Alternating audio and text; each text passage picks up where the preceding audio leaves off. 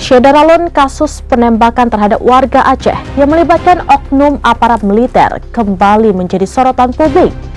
Dalam beberapa bulan terakhir telah terjadi 2 insiden penembakan yang mengakibatkan kematian warga sipil asal Aceh diduga dilakukan oleh oknum anggota TNI Angkatan Laut.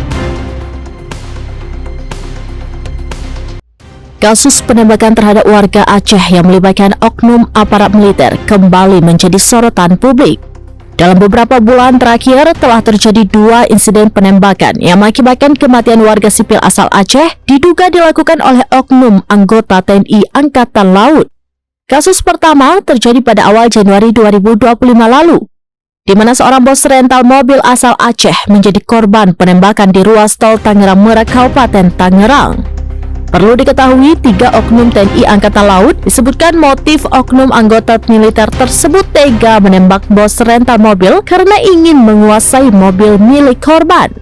Belum selesai kasus tersebut, peristiwa serupa kembali terjadi pada pertengahan Maret 2025. Hasfiani alias Imam, seorang sales mobil asal Aceh Utara, ditemukan tewas dengan luka tembak di kawasan Gunung Salak, Kecamatan Nisam Antara, Aceh Utara. Ia sempat dilaporkan hilang beberapa hari sebelum jasadnya ditemukan. Usut punya usut, pelaku penembakan lagi-lagi dari oknum TNI Angkatan Laut juga dengan motif yang sama. Menanggapi kejadian ini, anggota DPD Republik Indonesia asal Aceh Haji Sudirman Esos atau yang akrab disapa Haji Umar menyatakan keprihatinannya. Dan keterangan dari keluarga langsung supaya kita bisa nantinya mengambil suatu sikap atau memberikan dukungan seperti apa setelah mendengar tentang kronologi kejadian itu. Menurutnya, fenomena kekerasan yang dilakukan oleh oknum aparat militer terhadap warga sipil dalam kurun waktu yang dekat ini menandakan perlunya langkah serius untuk mencegah berulangnya kejadian serupa. Haji Umar diketahui aktif mengawal dan mengadvokasi kasus-kasus kekerasan serupa, termasuk kasus penembakan terhadap Imam Mashkur pada akhir 2023 di Jakarta yang juga melibatkan oknum militer.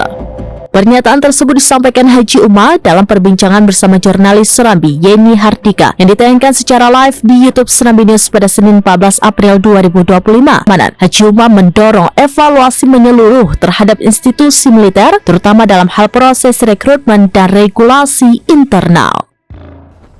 Jadi, misalnya pola rekrutmen, ya.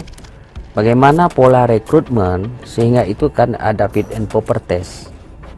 Itu betul-betul harus jeli sewaktu melakukan rekrutmen itu.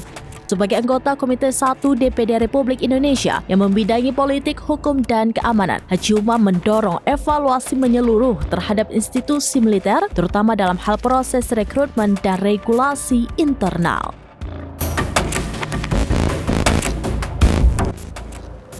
Demikian informasi terkini Syederalun, saksikan terus beragam informasi lainnya. Jangan lupa like dan share seluruh akun serambinews.com.